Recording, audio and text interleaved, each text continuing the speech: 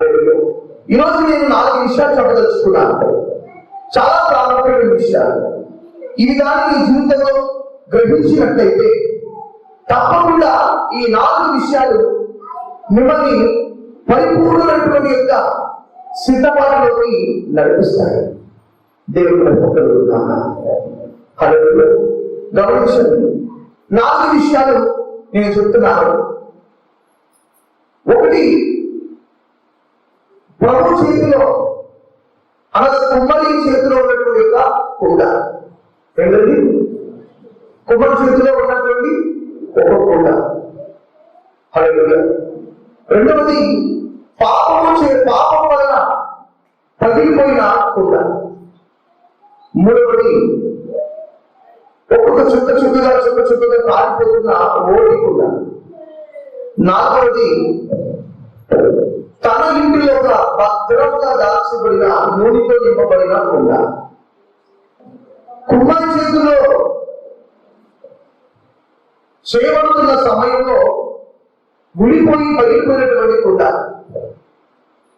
రెండవది, తనకు తానుగానే పగిలిపోయిన కుండ. మూడవది, బొట్టుగా చుక్కగా కాలిపోతున్నటువంటి ఓటి కుండ. నాలుగవది, నూనెతో నిండుగా నింపబడి తన ఇంట్లో భద్రంగా దాచబడిన కుండ. ఈ 4 కుండలో నిన్ను పరిశీలించుకో, ఏ కుండగా నీకు ఉన్నావు గమనించుకో. ఒకవేళ నీవు కానీ కుమ్మరి చేతిలో ఉన్నటువంటి కుండ ఒక పాత్రగా, ఒక కుండగా మట్టి తయారు చేయబడుతున్నప్పుడు అది కానీ పగిలిపోయింది అనుకోండి, మళ్ళా తన చేతిలోనే పని చేస్తున్నప్పుడు జారి పడిపోయింది కనుక మళ్ళా కుమ్మరివాడు దాన్ని పాడలేక మళ్ళా తన మధ్యలో పుట్టినటువంటి ఒక ఆశను బట్టి మళ్ళా దాన్ని సారమైన పెట్టి మళ్ళీ ఒక కుండగా, తనకి ఇష్టమైన కుండగా మార్చుకుంటాడు. హల్లెలూయా. దానికి ఎటువంటి కష్టము లేదు. ఎందుకోసము కుమ్మరివాడి చేతిలోనే పగిలిపోయింది. కుమ్మరివాడు కుండను తయారు చేసుకుంటే సారమైన పెట్టి దాన్ని తిప్పుతున్న సమయంలో తన చేతుల్లో నుండి పడిపోయినటువంటి కుండ కాబట్టి కుమ్మరివాడు దాన్ని పాడవేయడు. ఎందుకు పాడవేయడో తెలుసా? అది ఇంకా ఎలా ఉంది? పచ్చిగా ఉంది. హల్లెలూయా. దాన్ని ఇంకా ఎండబెట్టలేదు, దాన్ని ఇంకా కాల్చలేదు, దాన్ని ఇంకా సాధనంగా వాడలేదు. అది ఇంకా ఎవరి చేతిలో ఉంది?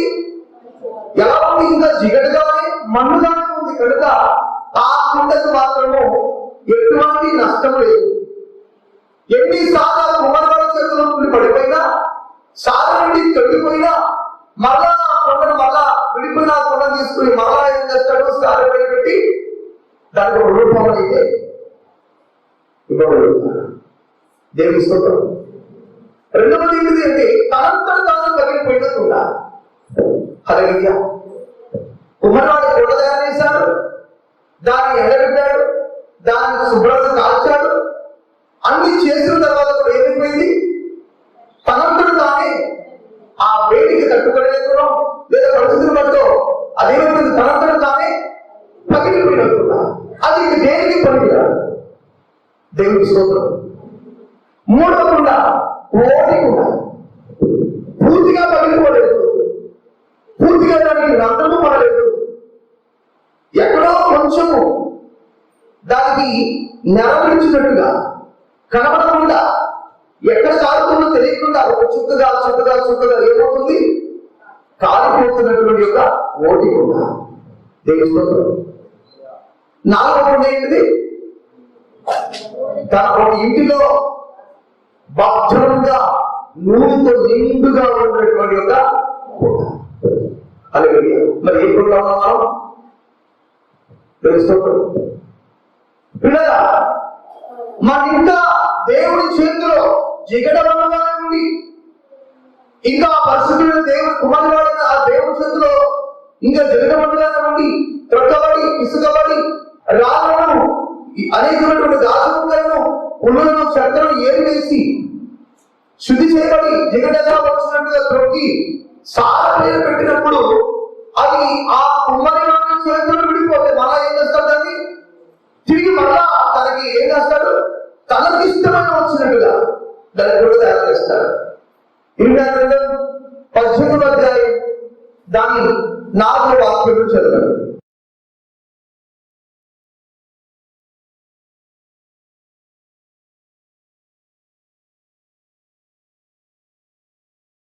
వారి చేతిలో విడిపోగా ఆ చిరుటను మరలా తీసుకొని కుమ్మరి తనకు యుద్ధమైనట్టుగా దానితో వారి యొక్క కొండను చేసిన. అది కుమ్మరి వారి చేతుల నుండి విడిపోయినకుండా సార పైన తీసిన తర్వాత పగిలిపోయింది కాదు, కాలుస్తున్నప్పుడు పగిలిపోయింది కాదు, ఇంకా పచ్చిదనం ఉంది, ఇంకా జిరుకగా ఉంది, ఇంకా అది ఎండలేదు, ఇంకా దానికి ఒక సంపూర్ణ రూపం కూడా రాలేదు. కానీ ఏమైపోయింది? కుమ్మరి చేతిలో పెట్టుకుని మట్టి సారథి తిప్పుతో కొండదారి వేసుకుంటే వాడి చేతిలో వెళ్ళిపోయింది. అవును, ఇంకా మనం ఇంకా ఆ జీవిత మనుగానే ఉన్నట్లయితే దేవుడు మనకు ఇంకా సిద్ధపడి ఒక రూపం ఇచ్చి సిద్ధపడుతున్నట్లయితే, ఒకవేళ మనము దేవుడి చేతులు విడిపోయినట్లయితే భయపడాల్సిన అవసరం మనకు లేదు. ఎందుకోసము? ఆయన ప్రణాళికలో ఉన్నారు కాబట్టి ఆ కుమ్మరి వాడి చేతిలో మట్టి ఉంది. అతను ఈ మట్టితో ఎలాగో ఒక రూపాన్ని ఇచ్చి ఒక కొండను తయారు చేయాలి. అది పెద్దదో చిన్నదో ఏది లేదని తప్పకుండా చేయలేదు. మానడు దేవుడి స్తోత్రం జరుగుతుంది. పిలిచిన వాడు నమ్మదగిన వాడు పిల్లారు. మనం ఆయన చేతిలో ఉన్నప్పుడు మనం ఎన్నిసార్లు విడిపోయినా తప్పకుండా ఏం చేస్తాడు? మళ్ళా సాధన బట్టి సరిచేస్తూనే ఉంటాడు. ఎన్నిసార్లు ఆయన చేతిలో ఉన్నప్పుడు ఆయన భద్రంగా ఉన్నప్పుడు ఆయన చేతిలో మరతబడుతున్నప్పుడు ఎన్నిసార్లు పడిపోయినా కూడా మనం ఏం చేస్తాడైనా చెప్పినట్టు వచ్చి చక్కగా సరిచేస్తాడు. ఆయన ప్రణాళికలో జగత్తు పునాది వేయబడకుంటే ఆయన ప్రణాళికలు ఏ విధంగా ఉందో ఆ విధంగా తప్పకుండా ఏం చేస్తారండి? దాన్ని సరిచేసి ఎట్టకేలకు ఈ రోజు కాకపోయినా రేపైనా, రేపు కాకపోయినా ఎల్లుండైనా, లేదా నెల తర్వాత సంవత్సరం తర్వాత అయినా దానికి పరిపూర్ణ రూపాన్ని ఇచ్చి పాత్రలు పెడుతున్నారు. దేవుడి చేతిలో ఉన్న కుండకు ఏ బాధ, ఏ ఇబ్బంది లేదు. దేవుడి స్తోత్రం. ఒకవేళ దేవుడి చేతుల నుండి నువ్వు సంపూర్ణంగా కుండగా తయారు చేయబడి, ఎండబెట్టబడి, కాల్చబడి, పాత్రగా వాడే సమయంలో పగిలిపోయామనుకోండి, దేవుడు కూడా ఏమి చేయలేదు. అంటే అర్థమైంది, దేవుడిని ఒక కుండగా వాడుకోవాలని తయారు చేశాడు, ఒక పాత్రగా చేశాడు. కానీ నీవు నీ పాపమును బట్టి, నీ అవిధేయతను బట్టి, నీ తిరుగుబాటును బట్టి, నీ చెడుపైన ప్రవర్తనను బట్టి, నీ అజ్ఞానాన్ని బట్టి, నీ అహంకారాన్ని బట్టి, నీ గర్వాన్ని బట్టి, నీవున్న కామ క్రోధ కోరికల వంశను బట్టి నీవు దాన్ని లోకం అనుసరించి నీ ఇష్టానుసారం వెళ్ళిపోతే జాగ్రత్త. నువ్వు నీ బ్రతుకు ఎలాంటిదంటే పగిలిపోయే కుండలాంటి గుర్తించుకోవాలి. కానీ మానవుడు ఏం చేస్తున్నాడు? పాపం చేసే మానవుడు భయం లేకుండా పాపం చేస్తున్నాడు. అబద్ధమాడిన భయం లేదు, హెచ్చరించాల్సిన భయం లేదు, డబ్బులు చూసిన భయం లేదు, స్వార్థం నుంచి వెలిగించిన భయం లేదు, అనేక అహంకార గర్వాలు ఇస్తున్న భయం లేదు, లోకపు ఆరంభాలు కలిగి ఉండే విషయంలో భయం లేదు. హల్లెలూయా. మానవుడికి ఎలాగండి? పగిలిపోయే కొండ లాంటిది. అయ్యో, నేను కొండ లాంటి మానవు, నేను పగిలిపోతే నా బ్రతుకు ఏంటి? కొండకి ఎంత జాగ్రత్తగా పెట్టుకోవాలండి? అన్నదా ఒక బింది పడిపోయినా అది చొట్టవుతుంది, కానీ దానికి ఏం లాభం ఉండదు. కానీ కుండ పగిలిపోతే కింద పడితే ఏమవుతుంది? ముక్కలు చక్కలైపోతుంది. నీ పాపమును బట్టి నువ్వు పాపం చేస్తే నువ్వు ఎలాంటి కొండగా ఉంటావు చెప్పండి? పగిలిపోయిన కొండగా ఉంటావు. ఇక నేను ఎవరూ బాధపరచలేదు. దేవుని స్తోత్రం. నీ పాపమును కానీ నువ్వు మారకుండా, నీ పాప బ్రతుకును కానీ నువ్వు మార్చుకోకుండా నువ్వు దానిని కొనసాగిస్తే హల్లెలూయా, నువ్వు ఎలా ఉంటావు? పగిలిపోయే కొండగా ఉంటావు. దేవుడికి మహిమ కలుగుగా. నువ్వు మట్టిగా ఉన్నప్పుడు నీకే ఇబ్బంది లేదు. జిగుడుగా మట్టిగా ఉన్నప్పుడు నీకే ఇబ్బంది కష్టం లేదు. నీలో ఉన్నటువంటి రాళ్ళని ఏరుతున్నప్పుడు నీకు ఇబ్బంది లేదు. క్రైస్తవం నీకు ఒక రూపం ఇచ్చే వరకు ఆయన చేతిలో ఉన్నంత వరకు ఇబ్బంది లేదు. కానీ ఆయన చేతిలో రూపం తయారు చేయబడి బయటకు వచ్చి ఎండబెట్టబడి బలపరచబడి కాల్చబడి నేను పాపగా వాడుతున్న సమయంలో నువ్వు పగిలిపోయావంటే, నీ పాపం బట్టి నువ్వు పూర్తిగా నష్టమైపోయావంటే, అలాగే దాన్ని మళ్ళా తిరిగి రిపేర్ చేయడానికి ఇక్కడ వీలు లేదు. అలాగే కుండ తయారు చేయబడింది ఎలా ఉండాలి? జిగటగా ఉండాలి. కానీ ఇప్పుడు ఈ కుండ ఎలా అయిపోయింది? పెంకుగా మారిపోయింది. పెంకు వల్ల రూపం రాదు. పెంకుకి దేవుని స్తోత్రం జరుగుతున్నా గమనించి అదే కాబట్టి ఏ కుండలా ఉన్నావు? ఇంకా దేవుడి చేతిలో ఉన్న కుండలేదా? దేవుడి చేతిలో ఉన్న కుండలకు భయపడాల్సిన అవసరం లేదు.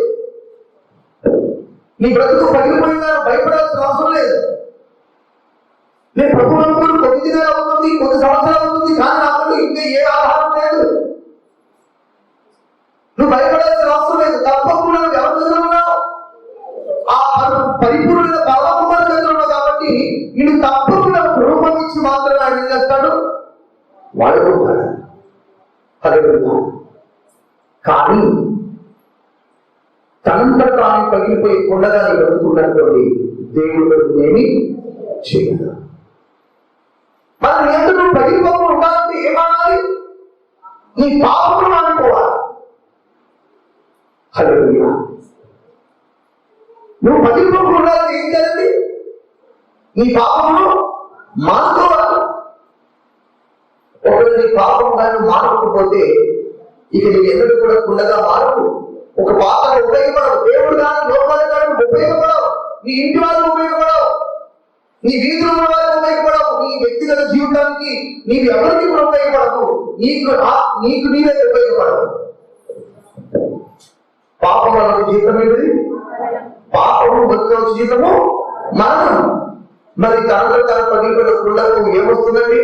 పగిలిన కుండల ఇంట్లో ఎవరు పెట్టుకొని తీసుకుని ఏం చేస్తారు? వీధుల్లో చెత్తకుండీలను పారవేస్తారు. అవును, పాపం వల్ల ఆత్మీయ నష్టపెట్టిన వాడిని దేవుడు తన రాజ్యంలో పెట్టుకోడు. హల్లెలూయా. నరకాలను గుండెల్లోకి అప్పగిస్తాడు, పాతాళానికి అప్పగిస్తాడు. దేవుడు మూడవ కుండ ఏంటి? ఓటి కుండ. దేవుడి స్తోత్రం జరుగుతున్నాడు. చదవండి, కీర్తన దాని పెడుతున్నాడు. 31వ కీర్తన 10వ కీర్తన.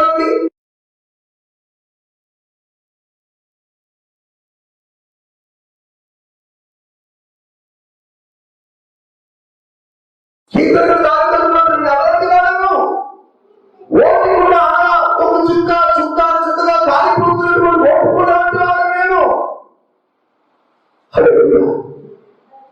ఓటి కుండగా మారుతున్నప్పుడు ఆ కుండ ఎలాంటిది అంటే?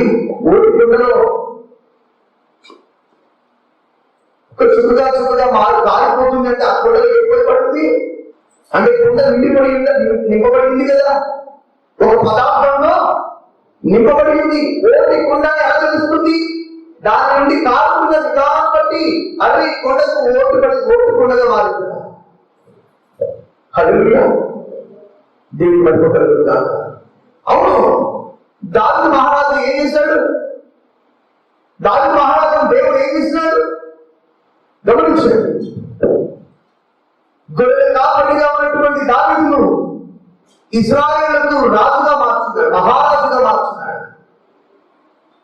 హల్లెలూయా. కుటుంబము, అన్నదమ్ములు, రక్త సంబంధులు, తల్లిదండ్రులు ప్రతి ఒక్కరు తృణీకరించబడిన తండ్రి అందరూ తృణీకరించబడిన దావీదును దేవుడు ఎన్నిక చేసుకొని తన ఎన్నికగా నిలబెట్టుకొని సింహాసనం పైన మహారాజుగా దృష్టిపడేస్తున్నాడు. హల్లెలూయా. దేవునికి మహిమ కలుగుగాక. పూర్తిగా అభిషేకముతో సమయ ప్రవక్తను పంపి కృపణించినాడు, దర్శనమిచ్చినాడు, కృపణించినాడు. ప్రభువును కీర్తించడానికి, పాడడానికి, సితార వాయిద్యములను నేర్పదాన్నిచ్చినాడు. దేవుడు చేసిన మేలులను, ఆయన కృపకు తీర్థం ఇచ్చినాడు. ఇంతమంది ఇచ్చి ఆయన నింపితే ఏం చేసినాడు దావీదు? ఓపికగా మారిపోయినాడు. దేవుడి స్తోత్రం. ఓపికగా మారిపోయినాడు. దేవుడి స్తోత్రం. తన నుండి ఏమవుతుంది? అంత నష్టమైపోతుంది. నా దోషుడు చెప్పిన మాట 10వ అధ్యాయం.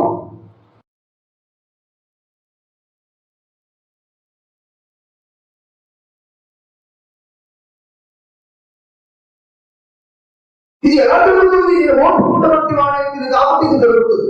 అవును ప్రియాణ, కీర్తనకుడు దాచుకుంటున్నాడు. తను పాపం చేసినప్పుడు, అయ్యో నీ పరిశుద్ధాత్మ నా నుండి తీసివేయదు, నీ సన్నిధి నన్ను తోసివేయదు. దేవుడు కృపతో నింపినాడు దావీదును. దేవుడు బలముతో నింపినాడు, అభిషేకంతో నింపినాడు. కానీ ఏం చేస్తున్నాడు చెప్పండి? దేవుడు ఇచ్చిన బలమును, దేవుడు ఇచ్చిన కృపను, దేవుడు ఇచ్చిన అభిషేకమును ఏం చేస్తున్నాడండి? చెప్పబడింది. హల్లెలూయా. అనేకులకు ఆశీర్వాదకరంగా మార్చాడా? తన కుటుంబానికి ఆశీర్వాదకరంగా మార్చాడా? హల్లెలూయా. చెప్పబడింది. పెద్దవారి ఏకాంత ఏమైంది చెప్పండి? సరిగి గొలిగి దేవుడు ఆ సత్యము పడిపోయింది. దేవుడు స్తోత్రం. ఇలా ఒక్కొక్కరికి చూస్తే ఒక్కొక్కరి ద్వారా తన జీవితంలో నష్టమైపోయింది. కుటుంబానికి ఆశీర్వాదం లేదు. ఇటు బెత్షెబాను ఉరియాని చంపి మనకి ఆశీర్వాదం చేసుకున్నాడు. హల్లెలూయా.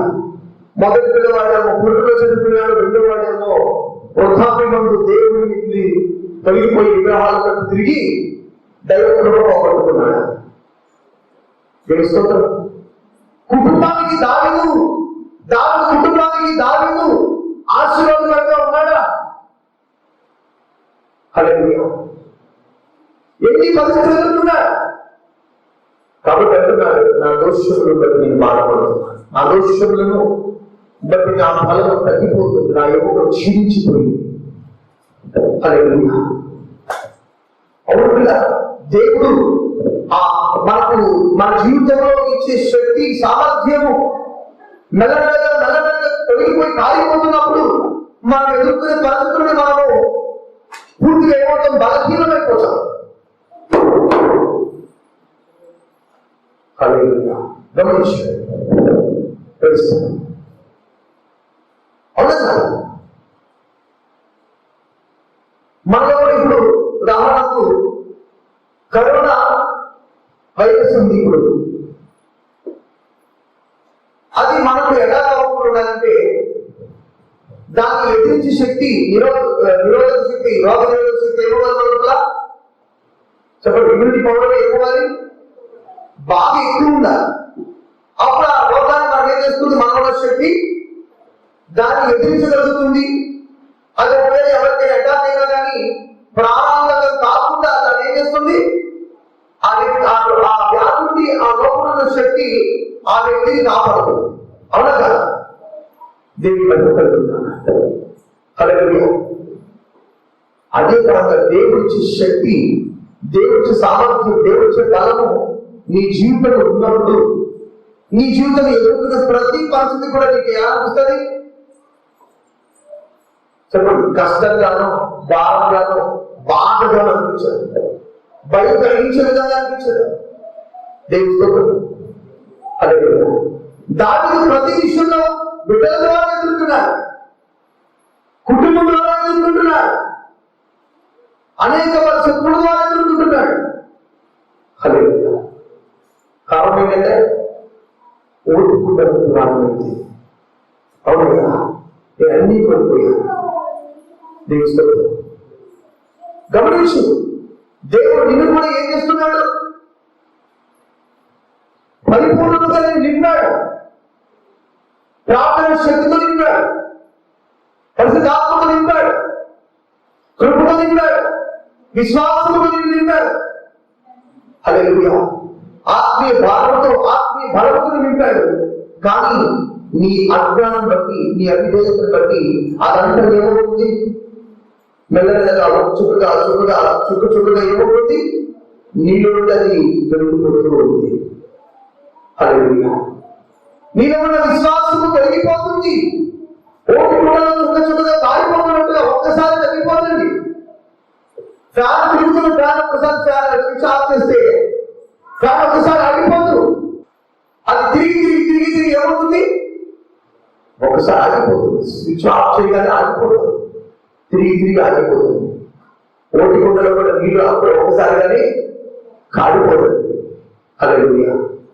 మెల్లమెల్లగా ఏమవుతుంది?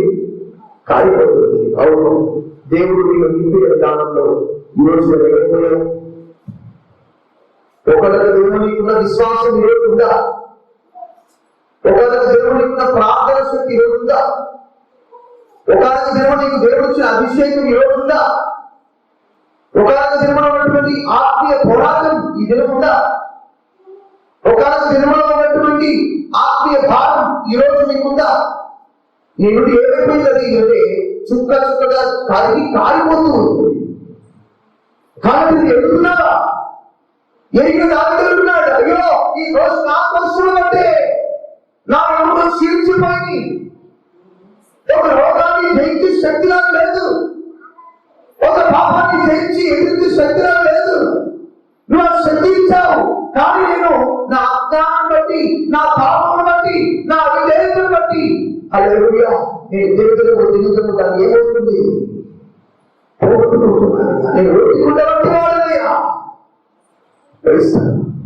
ఎంతమంది చెప్పండి, ఎంతమంది ప్రభు పాదాలు పట్టుకుని ప్రార్థించగలుగుతున్నారు? ప్రార్థనకి కేవలం మోకరించి చేసేది కాదండి, నీ ప్రార్థనకు జవాబు దేవుడు వెంటనే నీకు అనుగ్రహిస్తా ఉన్నారు. ఏదో ప్రార్థిస్తున్నాడు, ప్రభువా ఈ దాని ప్రవర్తన ఎదుగుతున్నా, ఇశ్రాయేలు సవాల్సినట్టు నీవే దేవుడని నేను తెలియపరచున్నట్టుగా ఈ కార్యం జరిగించు ప్రార్థిస్తుండగా, అతనితో ప్రార్థన చేస్తుండగానే అగ్నికి వచ్చి అక్కడ అనిపించిన బయలుపడలు కాల్చిపోటు చేసి నియమకారండి. కానీ ఈరోజు ఆ ప్రార్థన శక్తిగా ఒకనొక దేవుడు మనకున్న జగడ గురించి చెప్పుకుంటాం, కానీ ఈరోజు మనకుందా? హల్లెలూయా. చెప్పండి, ఒకనొక దేవుడు కాదు, ఈరోజు మన జీవితం ఏమిటి? ఉన్నదంతా పోగొట్టుకున్నావా? ఉన్నదంతా తొలగిపోయిందా? విశ్వాసం తొలగిపోయింది. ఏముంది? హల్లెలూయా. ఎలాంటి మంది వచ్చినా ప్రభువు నాడని విశ్వాసము ధైర్యం ఉండేది, ఇప్పుడు లేదు. స్తోత్రం. హల్లెలూయా. ఏమైపోయిందండి? ఓపికలాగా ఒక చెప్పుగా కాలిపోయింది. దేవుని స్తోత్రం కలుగుతుందా? దాని చూస్తే మనకు జీవితం అర్థమవుతుంది. దాని ఒకరికి దేవుడు ఎంత రోషంగా ఉన్నాడు. అలాగే తమ్ముడు స్థానాలకు దేవుడు కనపరుస్తూ ఉన్నాడు, కానీ ఈరోజు తను తను కనపరుచుకుంటున్నాడు. దేవుడు ప్రేమించాడు, స్త్రీలకి మనస్సు వెళ్ళిపోయింది. నా తన ప్రవర్తన దేవుడు పంపి అంటున్నాడు, నీకు ఏమైనా పొదుపు చేశాను? నువ్వు అడిగినా నేను ఇస్తాను కదా, నువ్వు ఎందుకు ఇలా చేశావు? ఊరిని చంపి ఆ యొక్క దర్శనానికి బాగా చేస్తున్నావు. ఈ ఆశ పుట్టింది అంటే ఆశను చంపే ఆశాని గ్రహం అంతలో ఏమైపోయింది? అది కూడా దర్శనాలను చూడగానే ఇతని మనసులో ఏం పుట్టింది? కోరిక పుట్టింది. ఎలాగైనా ఇది సొంతం చేస్తావా? ఆశ పుట్టింది. ఇది ఒక వ్యక్తికి భార్య అని తెలిసి కూడా ఏం చేస్తున్నా? ఆశ కోరిక పెట్టుకుంటున్నా. అంటే దావీదు కుండ లోపల ఆశను కోరికను నిగ్రహింపచేస్తే ఆశాన్ని గ్రహించే ఆత్మశక్తి వెళ్ళిపోయింది,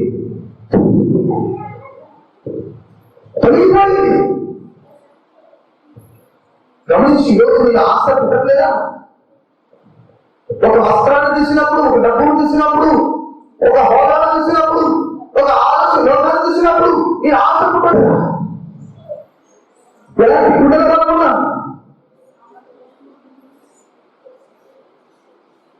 దేవుడు చివరి పోగొట్టుకున్నాం కదా. ఏదైనా నీకు ప్రభు ఇచ్చినది ఏదైనా ఉందా? ఏ సభలో అడుగుతున్నా నీ దగ్గర ఏమిటి?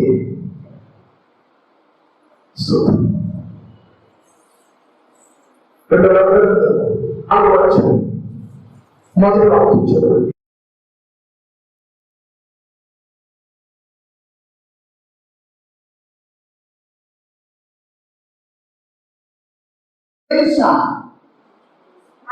అమృతయ్యా, నీ దాసుడైన ప్రభుత్వంలో శిష్యులుగా ఉన్నటువంటి నీ దాసుడైన నా పరిమితి నా భర్త భక్తి కలిగిన వాడని నీకు తెలుసు. అయితే నా ప్రియుడు చనిపోయాడు. అయితే నా అప్పుడు వాడు నా ఇద్దరు కుమారులను వారి యొక్క దాసులుగా తీసుకువెళ్ళడానికి వచ్చి ఉన్నారు. అడిగినప్పుడు నాడు లేకుండా నీ ఇంటలో ఏడుగురు అది నాకు తెలియపరిచినప్పుడు ఆ మంత్రుడి పిల్లల హల్లెలూయా, నా ఇంట్లో నా యొక్క ఒక పుట్ట మాత్రమే ఉన్నది, భద్రంగా ఉన్నది. కుండ పగలేదు, కుండకు ఓటు పడలేదు. హల్లెలూయా, కుండ నిండుగా పొగలున్నది. అవునుగా భక్తి కలిగి యెహోవా యందు భక్తి కలిగి ఎవరుంటారో వారి ఇంట్లో వారి జీవితంలో నిండుగా అనుభవించబడిన ఉండగానే ఎల్లప్పుడూ కూడా రూపొందించబడి ఉంటారండి.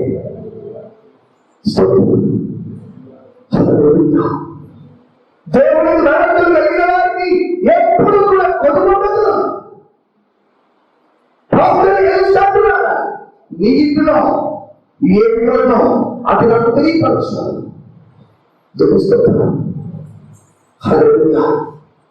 ఇంట్లో భార్య బిడ్డలు ఉంటారు.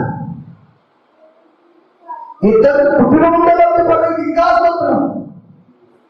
ఒకవేళ భార్య భక్తురాలి, భర్త భక్తిపరుడైతే ఆ భర్త భక్తిని బట్టి కూడా ప్రభుత్వం భార్య బిడ్డలు కూడా. కానీ భార్య బిడ్డలు స్తోత్రం. దానిని తనలో పరలోకముంది. తన కుటుంబంలో ఏ భార్యకి ఏ బిడ్డలకి న్యాయం జరిగించి చెప్పండి. మీ కాలం చూస్తే భయంకరమైన పరిస్థితి. ఒకసారి ఇలా చేసుకున్నాడు, మరలా వెళ్ళిపోయింది, మరలా ఇంకొకటి రాయింది, మరలా మా దగ్గర పిలుచుకుని మరలా సొంతం చేస్తున్నాడు. స్వాతంత్ర్యుడు తనకు నచ్చింది కావాలంటే ఆశ్రయించుకునే శక్తి సామర్థ్యం దాని దగ్గర లేదు. హల్లెలూయా. వచ్చిన తర్వాత ఏమైంది? చక్కగా మిగతా వాడు భారీగా ఉండకపోయినా బాగుంది కదా, చక్కగా పిల్ల పాపలతో బాగుండేది కదా. హల్లెలూయా. మరలా బాగున్నటువంటి వాడి యొక్క భార్యను మరలా నికాలు తీసుకుని ఏం చేశాడు? మొదటి దానికి నికాలు భార్య. కానీ సౌలు చంపుతున్న సమయంలో దాన్ని ఏం చేస్తాడు? పాల్గొన్నప్పుడు సౌలు ఆమె ఏం చేస్తాడు? నువ్వు వ్యక్తికి వివాహం చేస్తాడు. సౌలు మన దాన్ని రాసినప్పుడు ఏం చేస్తున్నాడు? ఆమెను పట్టుకుని ఆమె తీసుకురండి. అప్పటికి ఆమె భార్య వేరొకరికి బాగా అయిపోయింది. పెద్దల సమస్య పోయింది కదా, వదిలించి కదా. నీకు తక్కువైందా? అభిగైంది ఇంకా ఇంకా ఉండాలి. తక్కువైందా? ఆహా, వాడిని తీసుకురావాలి. తీసుకొని వచ్చాడు. తీసుకుని వచ్చి ఏం చేస్తాడు? తెప్పించి పెట్టాడు. అవునా సార్? తీసుకొచ్చిన తర్వాత ఏమైంది? అయ్యారే ఆమె లోపం ఉంది. కానీ వచ్చింది ఇంకొకటి స్వార్థముకు లాభం ఆకర్షించినప్పుడు ఆ వచ్చిన లాభం ద్వారా సుఖమైన నమ్మకం దొరుకుతుందా? చక్కగా మిగతా వానికి భారీగా ఉన్న బిడ్డలతో కుటుంబంతో బాగుంది. నీ స్వార్థంతో ఎవరైపోయారు? మీ భార్య అయిపోయింది. హల్లెలూయా.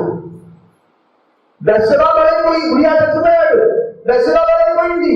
బెత్షెబా పుట్టిన మొదటి కుమారుడు చనిపోయాడు. బెత్షెబా పుట్టిన రెండవ కుమారుడు సొలొమోను బ్రతికిపోయాడు.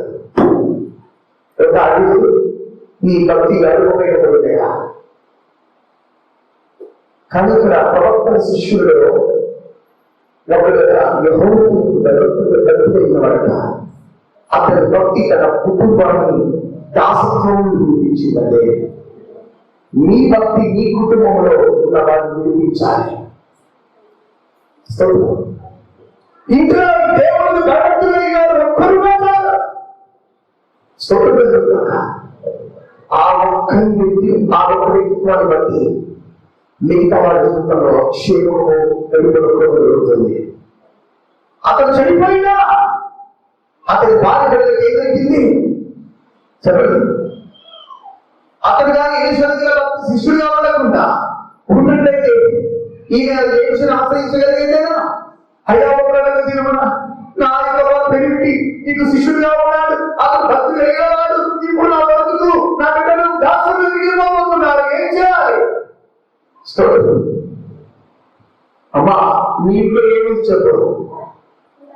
స్తోత్రం జరుగుతుందా? మీ ఇంట్లో ఏమి చెప్పు.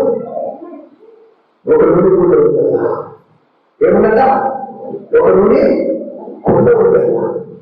స్తోత్రం జరుగుతుందా? ఆ నుండి కూడా తీసుకుని ఏమంటున్నాడు, వెళ్ళు నీ ఇరుగు పట్టు వాటికి వెళ్ళి అనేక కుండలను అడుగు ఎరువు తెచ్చుకో. ఎరువు తెచ్చుకొని నీవు నీ కుమారుడు కలుపు వేసుకొని ఆ తెచ్చిన కుండలన్నిటిని నింపండి. ఏమన్నా ఒక కుండకి నింపబడ్డాయా? అదే అద్భుతం. భక్తి ఏం చేస్తుంది? దీని అర్థం ఏంటి తెలుసా? హల్లెలూయా. ఆ కుండ మనమే, ఆ నుండి పరిశుద్ధాత్మ శక్తి. దేవుని స్తోత్రం కలుగుగాక. ఎవరి కుండ, ఎవరి జీవితంలో పరిశుద్ధాత్మ శక్తి సంపూర్ణంగా ఉండగలుగుతుందో ఆ పరిశుద్ధాత్మ శక్తి అనేకులను నింపగలిగే శక్తిగా మారుతుంది. వారి దగ్గర ఒక్క కుండలో ఉంది. హల్లెలూయా. ఆ ఒక్క కుండ ఎరువు తెచ్చిన కుండలను నింపేస్తున్నది. కానీ నీ జీవితంలో పరిశుద్ధాత్మ, నీ జీవితం అనే కుండలో, నీ బ్రతుకునే కుండలో పరిశుద్ధాత్మ శక్తి ఉన్నదా? పరిశుద్ధాత్మ నూనె ఉన్నదా? ప్రార్థన జీవితంలో నూనె ఉన్నదా? ఉన్నట్లయితే మిగిలిన వారి కుండలో కూడా ఏం చేస్తుంది? మిగిలిన వారి జీవితాలు కూడా ఏం చేస్తుంది? నింపి వేస్తుంది. స్తోత్రం. నీ బ్రతుకు లోపల నిండిపోతే ఇంకొక బ్రతుకు ఎలా మారుతుందండి? ఈ యొక్క శిష్యుడు చనిపోయిన వారికి, వారి చనిపోయిన వారి కుటుంబానికి ఏం చేశాడు? మేలు కలిగిస్తాడు. ఎందుకు తెలుసా? ముందుకు పోరాటాడు. వారి పైకి భక్తి గల వాళ్ళని శక్తిని ఆశ్రయించిన వాడంటాడు. కానీ ఇక్కడ ఏం జరిగింది? ఇతని భక్తికి ఏం జరిగింది? శక్తి దొరికింది. స్తోత్రం. హల్లెలూయా. ఇతని భక్తి తన కుటుంబాన్ని ఏం చేస్తుంది? మార్చి వేసినది. దాసుల నుంచి అప్పుల బాధలు విడిపించింది. అక్కడ ఐశ్వర్యంగా అక్కడ డబ్బు సంపాదించిన మన అనుకుంటాం, మన తాత ముత్తాతలు, మన తల్లిదండ్రులు మనకి వెనకాల ఒక డబ్బు రెడీ చేసి వెళ్తే బాగుంది అనుకున్నాం. స్తోత్రం. మన భక్తి మనకు సహాయం చేయాలండి. ఏం చేయాలి? మన భక్తి మనకు సహాయం చేయాలి. తాతలు తండ్రులు ఎవరో చేసిన దాన్ని బట్టి కాదు, నీ భక్తి నిన్ను ఏం చేయాలి? చెప్పండి. నీవు శక్తితో నీకు సహాయం చేయాలి. ఆ శిష్యుని యొక్క భక్తి తన కుటుంబాన్ని చేసింది. ఆ కుటుంబానికి పోతా పోతా అప్పు మిగిల్చిపోయాడు. కానీ అతని భక్తి అతని అప్పు, వారి అప్పులు ఏం చేసింది? తీర్చేసింది. రాయబడుతుంది, చదవండి. నాకు వారికి అప్పుడు నీవు ఇంట్లోకి వచ్చి నీవు నీ కుమారుడు లోపలకు కడుపు మూసి ఆ పాత్రలో నూనె పోసి నిండినది ఒక తప్పున వచ్చునని ఆమెతో సెలవేయగా ఆమె అతని యుద్ధంలో పోయి పాల్గొన్న కుమారుడు లోపల కడుపు మూసి కుమారుడు తెచ్చిన పాత్రలో నూనె పోసి పాత్రలు నిండిన తర్వాత ఇంకా పాత్రలు తెమ్మని తన కుమారుడితో చెప్పగలవాడు. వాడు మరేమీ లేవని చెప్పాడు. అంతలో నిలిచిపోయాడు. ఆమె దైవజనుడైన ఆ అతని వచ్చి సంగతి చెప్పగా అతడు నీవు పోయి ఆ నూనెను అన్ని అప్పగించి మీకు దాంట్లో నీవు బ్రతుకుడు చెప్పాను. దేవుడు స్తోత్రం. హల్లెలూయా. ఇలా దేవుడు చేతిలో ఒక వార్తగా చెప్పబడుతున్నప్పుడు ఒకరు విడిపోయినట్లయితే ఆయన మరణాన్ని నిలబెట్టి కాపాడి రూపమిస్తాడు. కానీ పాపం బట్టి పగిలిపోయినట్లయితే నువ్వు దేనికి పడుతున్నావు, నీకు నిత్య నరకం. ఒకవేళ నీవు కృపతో దేవుడిని మంచి కొండగా తయారు చేశాక అన్ని విధాలు నింపిన తర్వాత కూడా ఈ అజ్ఞానం బట్టి అవిధేయతను బట్టి నీవు విమర్శించుకోకుండా, నీవు పరీక్షించుకోకుండా, హల్లెలూయా, నీకు నీవు తిరుగుబాటు చేస్తూ దేవుడు తిరుగుబాటు చేస్తూ ఉన్నప్పుడు ఓటు కూడా మారిపోయినట్లయితే అంత పడిపోతావు. హల్లెలూయా. కానీ దేవుడికి భయభక్తులు కలిగినటువంటి ఒక నీటిగా ఉన్న కుండలాన్ని చూసుకుంటున్నటువంటి ఏమవుతుంది, ఎందరో దేవునికి దాసులుగా మార్చారు. లోపలికి తలుపు పూసే అనుభవం ప్రార్థన చూపుతామని. హల్లెలూయా. ప్రభు ఏమంటున్నారు, కుటుంబం అంతా ఇవ్వండి. నీవు నీ కుమారుడు లోపలికి వెళ్ళి ఏం చేయాలి, తలుపు మూసుకొని ఏం చేయాలి, రోజు చెప్పండి, సరగండి గొడవగా కాదు, ఏం చేయాలి, నీవు నీ కుమారుడు లోపలికి వెళ్ళి తలుపు మూసి ఆ దేవుడు తెచ్చిన కుండలో నీవు నూనె తలుపు. హల్లెలూయా. అంటే ఏమిటి, ప్రార్థన శక్తితో నింపాలి, ప్రార్థనతో నింపు, పరిశుద్ధాత్మని నీవు తెలిపు. స్తోత్రం. కానీ ఏ కుండలు చెప్పమా, సొంతలో ఏ కుండలు దేవుడి చేతిలో అన్న కుమారుడు ప్రభుత్వంలో సిద్ధపడుతున్నప్పుడు పగిలిపోయిన కుండగా బాధపడకు.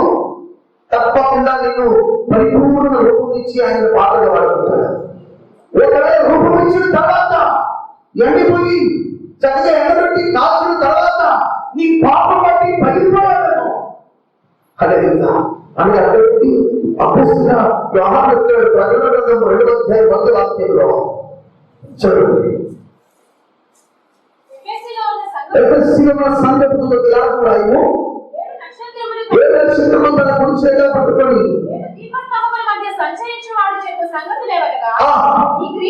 నీ క్రియలను, నీ కష్టాన్ని, నీ సహనాన్ని నెరుగుదును.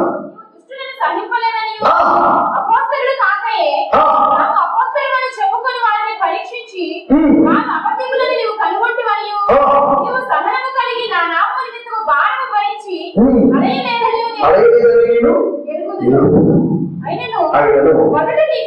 మొదట నీకుండిన ప్రేమను నీవు వదిలితివని నేను నీ మీద తప్పు ఒకటి మోసుకొచ్చాను. నీ మీద ఒక తప్పు మోపాల్సి వచ్చింది. నీవు ఏ స్థితిలో ఉంది, మొదటి ఎలాంటి అనుభవం ఉంది, ఇప్పుడు ఎలాంటి అనుభవం ఉంది. నువ్వు ఇద్దరిలో ఒకటి గతించే వ్యక్తిగా ఉన్నావు, నేనేమైపోయావు, స్తోత్రం ఎదురుగా నీవే పడిపోయావు. విమర్శించుకోవద్దా, పరిశీలన చేసుకోవద్దా. ఇంకా చూస్తే